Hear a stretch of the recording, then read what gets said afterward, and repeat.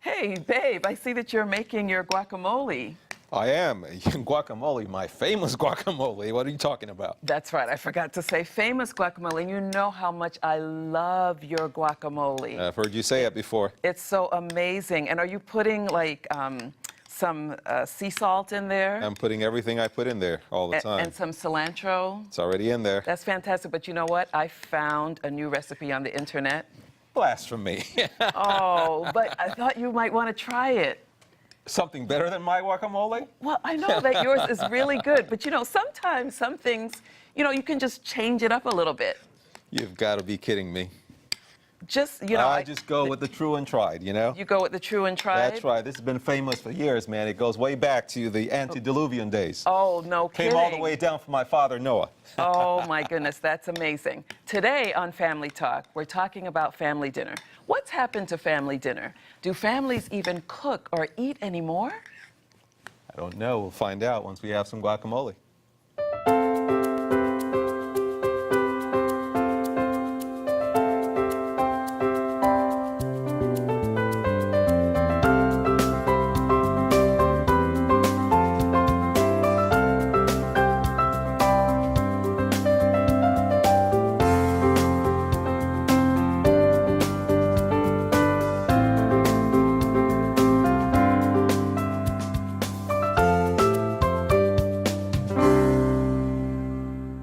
Welcome to Family Talk. I'm Willie Oliver. And I'm Elaine Oliver. This is a program about strengthening families and inspiring hope. It's a place where we'll talk about real family life and share tools that will strengthen our marriages and families. As I like to say, when we have stronger marriages, we're more likely to have stronger families, stronger churches, and stronger communities. I like the part about stronger families and communities. In fact, in 2011, the Journal of American Medicine reported that 43% of families eat together daily. That's up from a 2003 Gallup poll, which found that only 28% ate together daily. So what you're saying is that more recently, more of us have been eating together as families than a few years ago. I think that's what the poll is saying, that more families are eating family dinner together. That's fantastic. I think we are somehow paying attention to what's happening to our families. And I guess what has happened over the last 20 years, families disintegrating and being alienated from each other with all the studies that are coming out, with all the television programs talking about it. People are more aware of it. Yeah, well, who knew that family dinner would be just such a big thing? I mean, family dinner just seems like everybody has to eat, right? Everybody has to eat. So why is it such a big deal? But it seems like it is a pretty big deal. It is a pretty big deal, and a lot of it has to do with when people and what people are doing, like television or playing or doing their own things. I want to remember when I was growing up as a kid in my family. It was never an issue. Missing dinner was not an issue. I don't remember missing dinner. You never came late for dinner? You know what? Maybe my mother or father would call, you know, and I'd take a couple of beats before I got there, but there was no prodding. I wanted dinner. Well, you know what I remember? I think about our tradition of having family dinner with our own children. That's correct. Especially our Friday evening dinners. Haystacks. Haystacks. And guacamole. And guacamole, your famous guacamole. Daddy's Of favorite course. guacamole. Everyone wanted Daddy's favorite guacamole and Daddy's favorite beans. That's right. Beans. That's right, your beans. That's right. But you know what I also remember? Remember we used to play that little game, Word of the Day? Yes. Do you remember that? Yes. And our kids would sort of like rush around Yes. and try to find a new word to Yes, say at the yes. end of the day. Yes, absolutely. And so it's really amazing to me that today our kids use like really interesting words. And they sort of resented it just a little bit. Yes, they You know, did. they thought it was kind of like a burden But today, to have to do that. Their friends are always wondering, where's that word coming from? Yeah. So that was one of our traditions in our Indeed. families. And family traditions are so important, and family dinner certainly being one of them. Yes. Well, you know, as a part of our work with Adventist Family Ministries, one of the things we really enjoy is getting to meet families around the world. And right now, we're going to show you a part of our trip to South Africa, just recently, where we had dinner with the Vielas. Let's watch. The Viela family from Ferry Glen, Pretoria in South Africa. We're delighted to be here. What's your name, Dad? Temminkosi. Temminkosi and Mom. Lindiwe. And then we have four sisters. Yes. Babuzile. Babuzile, Baphiwe. Tapiwe, Banele, Banele, Batabise, Batabise, and there's a husband of Banele. another Tabise. Tembinkosi. What I really loved were the names, the meaning of your names. And I think for Tembinkose, your name means to believe in the Lord. Indeed. And yours is the awaited one. And your daughters have beautiful meanings as well. But I think, you know, as we've witnessed your family and how you just have so much togetherness, and I see that this is a home of faith. So I think your names are very significant and meaniful to what we witness here with you today. And you also fed us, and it was a wonderful meal. So I'm going to like this house call, Stephanie. Definitely. We might have to make another house call. I want to know, what is it that you love about your parents? Well, one thing they have in common is their humor. My parents are hilarious. Like, my dad's a clown of nerds, and my mom is she's very, very funny. So we like to laugh together, eat together. You know, and my parents pray like crazy. That's the one thing that I always tell people about parents, that they really, really pray. And I think that their prayers have carried us through, you know, tough times, and have kept us together for the good times. And we just love each other's company. Wonderful. Thank you so much for making time for us and for opening your home for us to visit with you. It's been a delight, and we hope we get to see you again.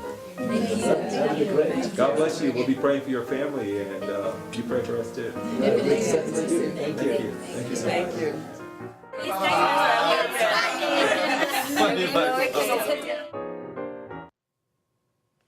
Wasn't that great, that conversation with the Biela family in South Africa? I had fun, It was great. and the food was great. They were an awesome family. Well, we're coming right back in just a few seconds, where we'll be talking with a special guest on this issue of family dinners. Stick around.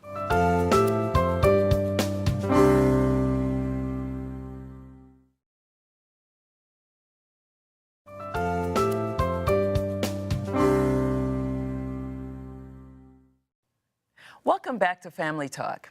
Today on Family Talk, we're talking about dinner time. Do families still eat together, and does it really matter? Well, we're delighted today to have a special guest, sociologist, professor, chair of the Behavioral Sciences Department at Andrews University, Dr. Dwayne McBride. Welcome, Dwayne. Thank you. I'm very pleased to be here with you today. It's good to have you. Tell us a little bit about yourself and just a little bit about your family, and we'll talk about the dinner as well. All right. Well, as you say, I chair Behavioral Sciences Department at Andrews. I actually direct an Institute for Prevention of Addictions, and I do have 2 children, both baptized and active members in their churches, and 3 grandchildren. Wonderful. So families have always been important to me. In fact, the dissertation I wrote in 1976 focused on the role of families in preventing drug abusing behavior. That's a wonderful topic. It is So indeed. you've been doing this for a I've long been doing this for a time. number of decades. Right. So you've been doing some pretty exciting research on family dinner. What is this whole thing about family dinner? It seems like such a basic thing. Well, you know, as you noted earlier in the segment, a few years ago, less than a quarter of families were eating together on any regular basis. But we've seen that double in the last couple of years. Wonderful. And some great research has come out of Columbia University and other universities that show that eating family dinners together can be very important. How so? Well, we've gotten data from the Centers for Disease Control at Andrews in my research institute that really shows that a couple of great things happen with family dinners. Okay. The more family dinners you eat together, the less risk behavior you engage in. That means less drug use. Really? Yeah. So the more people eat together, The less risk behavior, less drug use, alcohol and tobacco, less sexual promiscuity, and less delinquency. That's In amazing. fact, for almost every time you eat dinner together, the rates go down. And so it's a linear relationship. okay. That's unbelievable. So what is it about family dinner, though? And what kind of family dinner is this? Is it at a certain time of the day? Is it a grand dinner? Is everyone involved? Is mom cooking? Is that what's Is there any happening? in these- guacamole? You know? Well, yeah, there has to be guacamole. Now, the family that they're talking about is the evening meal, because kids, everyone rushes through breakfast. Right. Lunch is often done at school, at work for the parents. So it really is the evening meal. Okay. And we're talking about no texting going going on, no television going on. So what's Okay. going on? Well, ethnographic research suggests that that's where monitoring comes on. When the family is monitoring what's going on with the kids' lives. What happened They're today? having conversation. Having a conversation. Yes. What did you do today? What happened today? So monitoring of what's going on. Okay. You also have that great communication. Yeah. You know, the parents are able to role model what the values are in their family. This is what our values are. This is what's important to us. Because they're talking about Because them. they're talking about The what's questions going you're on. asking are Exactly. specifically connected to their Connected values. to the values. Okay. And they're also engaging in emotional bonding. Okay. In other words, they're showing love Yeah. by often making what's the favorite meal. Children often pick menus. Pass the Guacamole. spaghetti? Pass the spaghetti. So it's emotional bonding, it's monitoring, and it's transmission of values. Okay. The type of communication, though, is crucial that's going on. Yes, All tell us. communication isn't positive. Right. If there's negative communication and there's family dinners, risk behavior goes up. Okay, so I want to ask you a little bit about that because some kids may perceive that if their parents ask them a question, especially as we're talking about adolescence, when you're kids, oh, you just want to talk about everything. Yes. But as they become teenagers and you ask them questions, they feel that you're being invasive Right. or intrusive. You're you know, prying you're into their prying into lives. their Prying, lives. yes. So how do families strike that balance between positive and negative? Well, you don't start communication at 14. Okay. It really begins with young child, and that it emerges and it has to change as time goes on. And it does need to have those positive elements. In fact, if the child feels insulted and hurt and demeaned in the conversation, their risk behavior goes up, not down. So what I'm saying, what I'm hearing you say is that we need to have more than just having dinner. More than having That dinner, the parents it's need to be intentional about being intentional. positive. Positive, supportive, Yeah. there for the children. No yelling. Love, no yelling. Oh, no, No no. screaming. Yelling, no screaming. No name risk calling. No. You do that and drug, sex go up. Yeah. I No. noticed you keep saying that and you're stressing that. And so I really want to stress that so that our viewers can understand Important. that. Yeah. So we're going to have family dinner, but we're going to berate our children for the entire meal. So you're That act- means you're going to make them worse. Drugs, alcohol, sex. You don't want to berate. You want to support, communicate, respect, bond, share values. Share your boundaries, share your standards. Okay. But don't demean, don't yell, and don't demean anyone else in the family. Okay. Husbands and wives don't demean each other. Right, because we're modeling. You're modeling healthy relationships. Exactly. Right. You know, the best gift a husband can give his children is to love their mother. That's right. Yes, we often And it's say not that. because he says so, it's because of It's what because he he does it. Yeah. How he connects, how he communicates. It's Okay. crucial. That's wonderful. So this is really deep stuff. Well, I think it's important stuff because, it isn't heavy, it isn't expensive. It's just sitting down together, communicating, interacting, sharing about, what you do, what you did, how we can relate, how we can help, how we can strengthen our family. Anyone can do that. It doesn't cost you. So what do you say to those families that have dysfunction, a negative pattern of communicating? How do we improve that so that family dinners can really be meaningful? Well, I think you have to recognize if there's family dysfunction, and there really might be counseling that's needed in how a family can be, more functional in its interaction. Parents have to be self-critical and aware of what's going on. If family dinners end in yelling and in storming out of the room, that's not good. That's not what we want. Not what we want. And that's why kids don't come. That's why kids don't come. Yeah. But that's why you need, sometimes you need counseling and help in how to have a functioning family and how to use dinners in a very positive way. So, Socrates says we have to know ourselves. Yes. Okay, Yes. we have to know what's going on and self-criticize how we're doing things and how we can change. Okay. So there's some great, I think, self-help books, and there's some great Christian counselors that can help you do that. Yeah, wonderful. And we're going to talk a little bit more about that when we come back, but we have to take a break. And when we come back on Family Talk, we'll continue this excellent conversation on family dinner. Stay with us.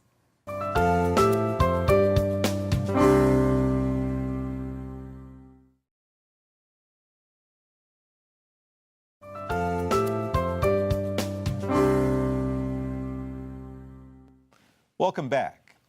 We've been talking with Dr. Dwayne McBride from Andrews University about the importance of having family dinners.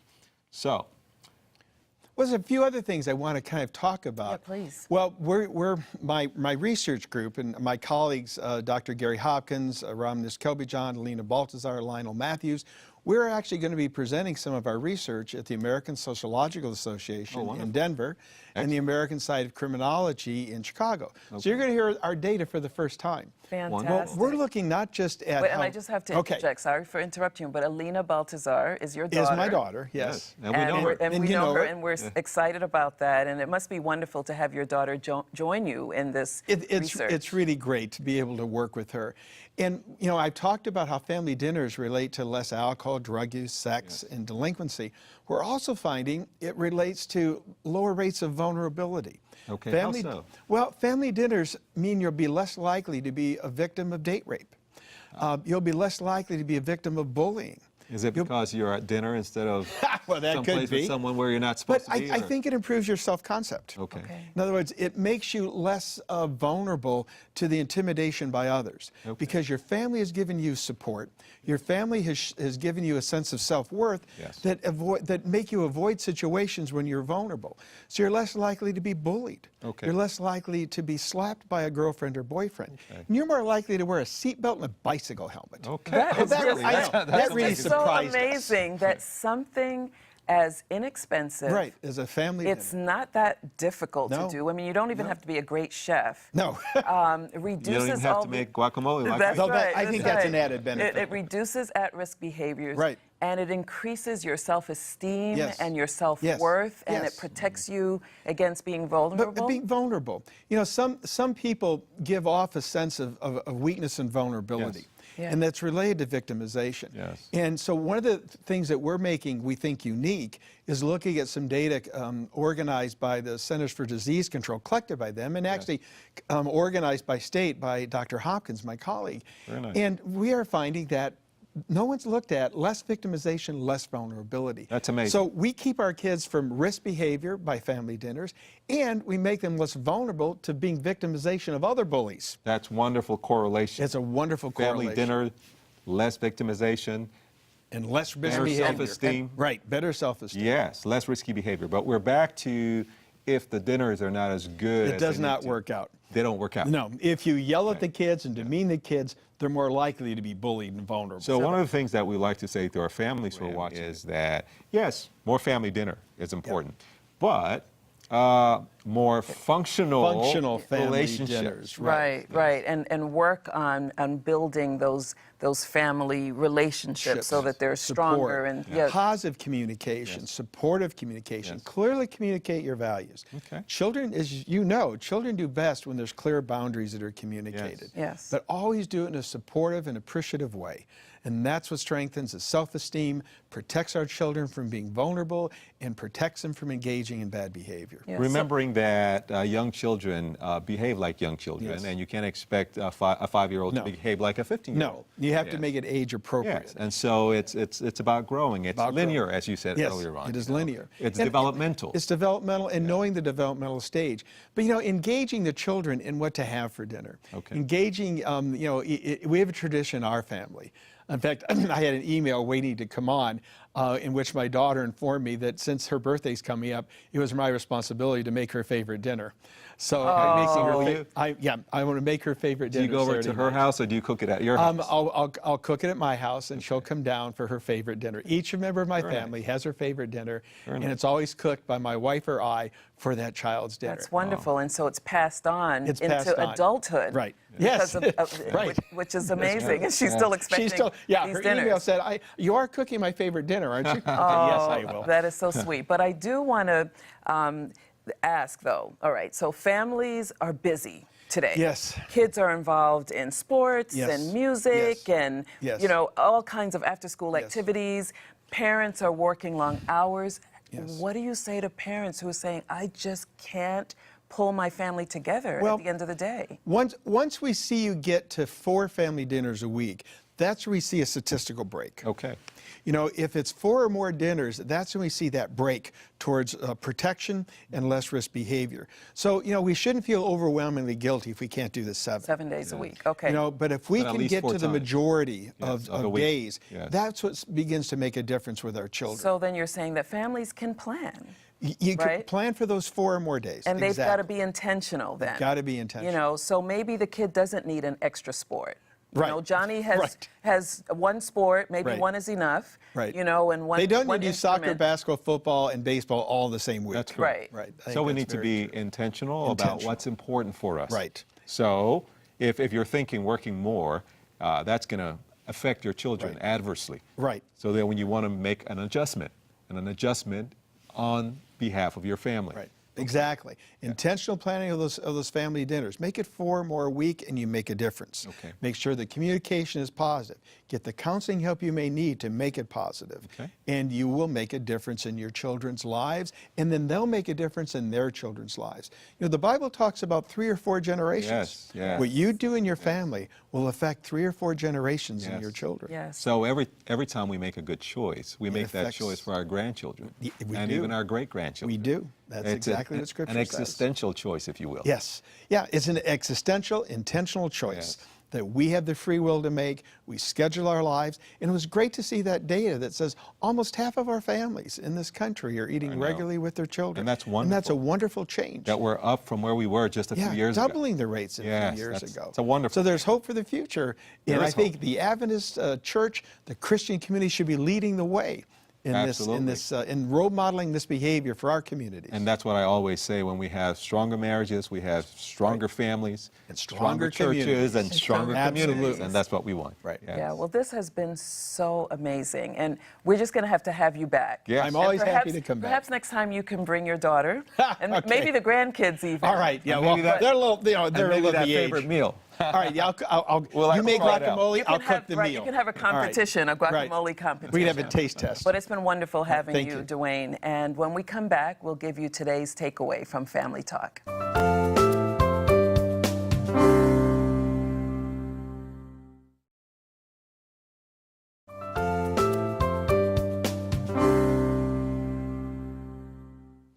Welcome back. We've been talking with Dr. Dwayne McBride from Andrews University about the importance of family dinner. And what a wonderful conversation it has been, Dwayne. Thank you.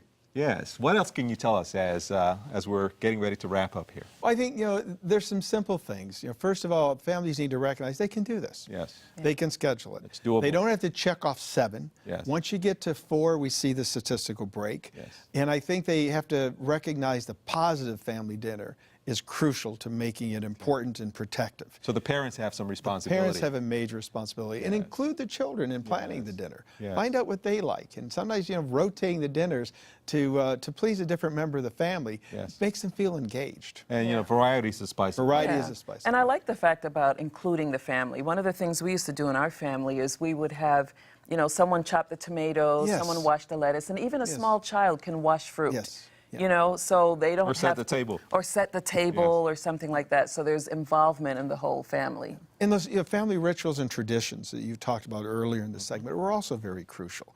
And the family dinner can be part of one of those very positive traditions. Absolutely. Yes. We have to eat. We have to eat. And we want to eat well. We want it Yeah. well. We might as well make it a place where we transmit values, we have emotional bonding, and we strengthen the self-image of our children and protect them from risk behaviors. So you want to make it count. Make it count. Absolutely. Right. And seek counseling If you're having a problem with dysfunctional, be Yes. self-aware if you're having problems and the family dinner ends in conflict and storming off, and seek counseling so you make it a positive experience. So if we're having family dinner that's not going so well, it's not the end. It's all not is the not end. lost. All is we not. can recoup. We can recoup. We can take action. Yep. And make it better Yep. We can make it better. by being intentional.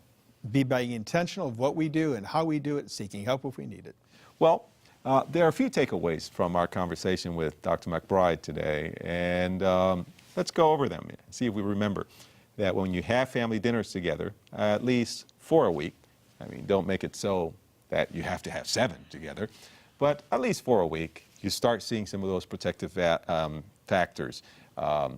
Less More positive. bad behavior. Oh, yes. Less risky behavior. Less risky behavior, less rape, even seat belts and bicycle helmets. All Yes. of that people do. And if you're not doing so well in your communication with your family, take action. Find a counselor, go through it, and make sure that your communication gets better because you want it to be positive. Yeah, and people can avail themselves of many of the family life seminars Yes. Absolutely. being held at their churches. Absolutely. And certainly after this, we certainly will be encouraging churches to have these seminars about family dinner. So we just want to say that from this day forward, we hope that families will be intentional about having family dinner, knowing that this is a great way to save their families from risky behaviors and just increase the family bonding in your family. That's all for today's Family Talk. Join us again when we'll talk more about strengthening families and inspiring hope.